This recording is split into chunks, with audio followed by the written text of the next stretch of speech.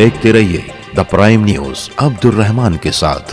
आज दोपहर में तकरीबन 3 बजे करीब मुझको किला पुलिस स्टेशन के हमारे पीएसआई चौहान साहब और मिक्सर साहब इन लोगों ने फ़ोन किया और बताया कि चंदनपुरी गांव जो शमशान भूमि है उसके पीछे गिरना नदी में एक ऐसा लग रहा है, कंफर्म नहीं है डेड बॉडी है या क्या है, तो आप फौरन यहाँ पर आ जाओ। तो उस वक्त तो मैं मेरे साथी लोग में एजाज एमआईसी रियान एम्बुलेंस और कई लोगों के साथ में हम लोग वहाँ पहुँचे और पहुँचने के बाद जब पानी में उतर के थोड़ा करीब जाके देखे तो डेड बॉडी थी।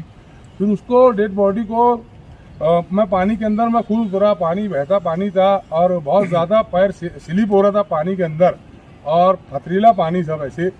तो पानी के अंदर जाके वहाँ से बॉडी काफ़ी दूर तक के लेके आया। फिर हमारे किलत इराक ग्रुप के अतर अहमद तारे, मुजबा, मकबूल भाई ये लोग भी आ गए वहाँ पर और उन लोगों ने भी फिर पानी में उतरा और मेरे साथ में जो तो डेड बॉडी को बाहर निकाला। और बाहर निकालने के बाद जब बॉडी हम लोगों ने नीचे रखे तो औंधा था वो जब लेकर आए थे। जब उसको सीधा किया, मैं जैसे ही सीधा किया तो यानी 1 सेकंड में मैं देखते ही उसको पहचान गया लड़के को। ये हमारे मरहूम कुरैशी मोहम्मद हनीफ पहलवान जो थे उनके रिश्तेदार है, बिरला भाई का भांजा लगता है।